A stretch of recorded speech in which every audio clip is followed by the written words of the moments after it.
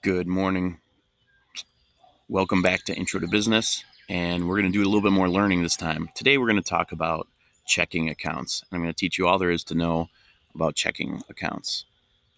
The idea here is that there's a lot of basic things about checking accounts that all people should know and be aware of and understand as they go out into the real world and start using these. You're going to use checking accounts as early as high school or maybe even sooner. Um, and then definitely when you reach college age or get out into the real world, you're going to be using checking accounts all the time. It doesn't have to be your traditional handwriting a check, but that's still a basic skill that most people need to have, and you're going to see why as we learn more about checking accounts. First thing is, what is a checking account? Okay. It's a common financial service used by many consumers. Okay, the reason why we like checking accounts is because they're highly liquid. That means you can easily access cash or pay bills. So you can write a check, you can use the ATM machine to get cash out, you can use a debit card, you can buy things over the telephone, and you can also buy things over the internet. There are a variety of services and fees depending on your bank, your financial institution, and the products that they offer to tag along with the checking account. Why do people use checking accounts? Well, it reduces the need to carry large amounts of cash. I don't personally carry a tremendous amount of cash at all, unless I'm planning to purchase something. It's convenience for paying bills. I pay all my bills online. I don't do it in snail mail anymore. There's a record of transactions with your deposits and withdrawals. So you pay a check, you take out $5, somebody pays you. You now have a record of all that in your checking account, which is really nice to see and look back on if you ever need to. Okay. There's also a level of safety using checks. Rather than just handing someone cash, there's no record of it. There's no way to get it back if there is fraud involved. So we like checks for that purpose too. There's a lot of safety in it. Okay. I'm sure you guys are aware of and maybe even have used an ATM, otherwise known as an automated teller machine. Okay. You can use your debit card, swipe it, and then you could get cash out. Now, the thing to know is that with an ATM, if it's not affiliated with your bank, then you're probably going to be paying fees for taking that cash out. So you can take cash out and it's going to come right out of your checking account. Okay, so your debit card. This is not to be confused with your credit card, although they look almost identical.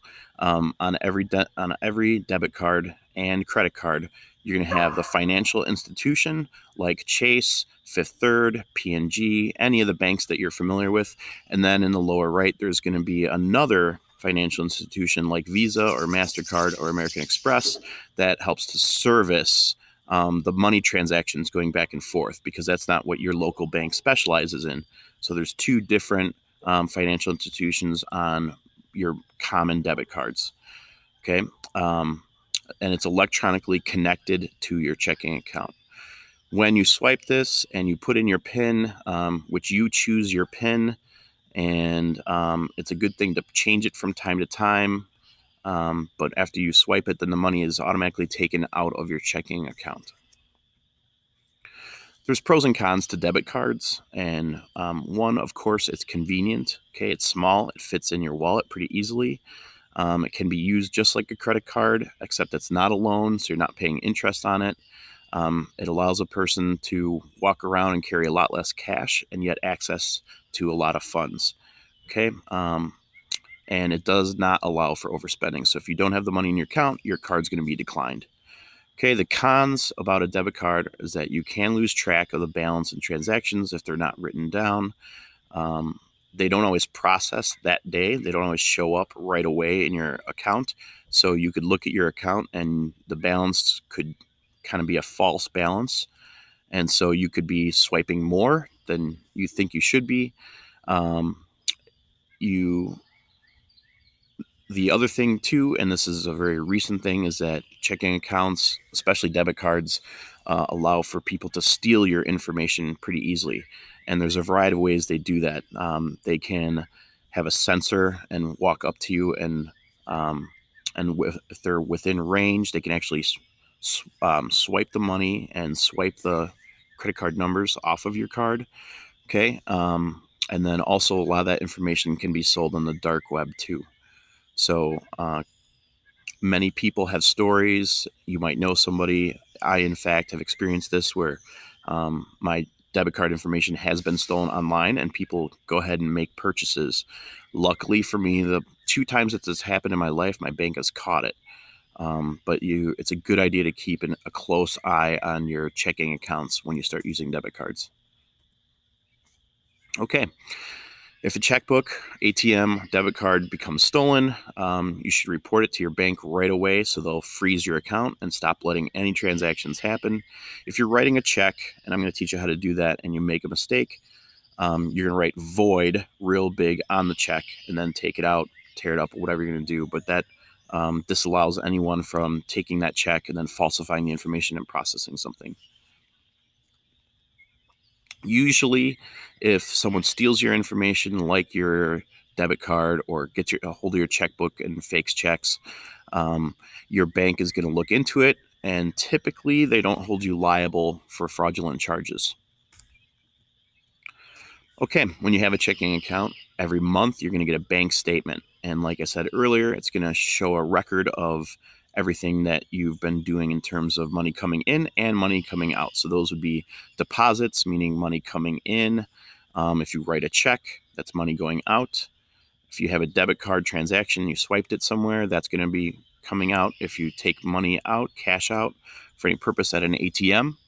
Okay, and then also if there are monthly fees associated with the account that the bank has in place, like a service charge or a fee for using an ATM outside of the financial institution, sometimes they double fee you with that.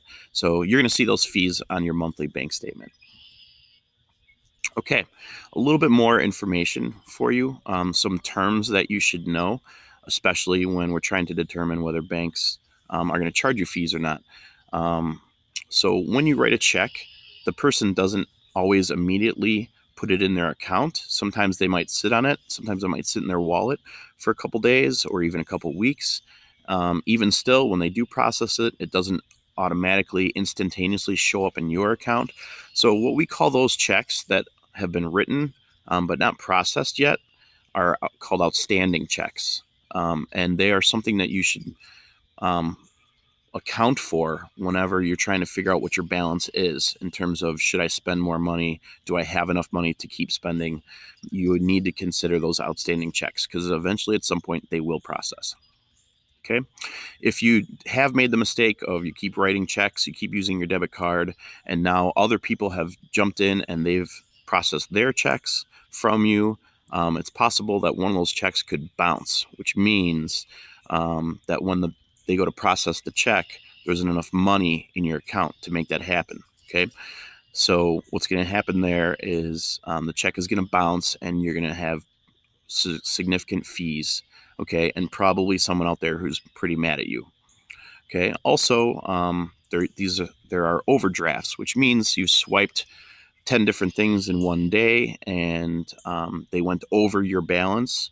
And so now your account is called overdraft, which is just another term for being negative. Okay. Again, your bank is going to charge you daily fees for having a negative balance.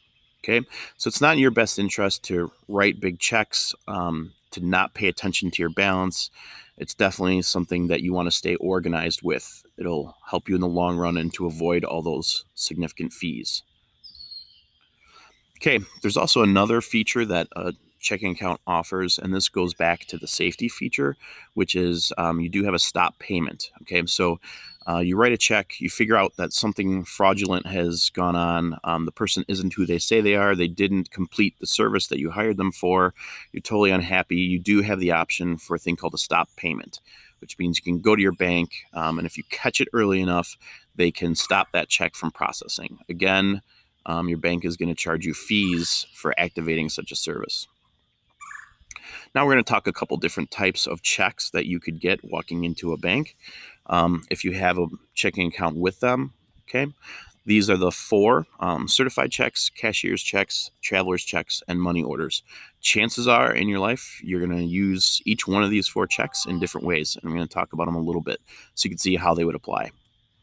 The first one is a certified check. Okay, what this means is that you went into a bank and the bank officer certified, meaning like they put their name to it saying you do have enough money in your account to cover that check, so it's another form of a guaranteed payment.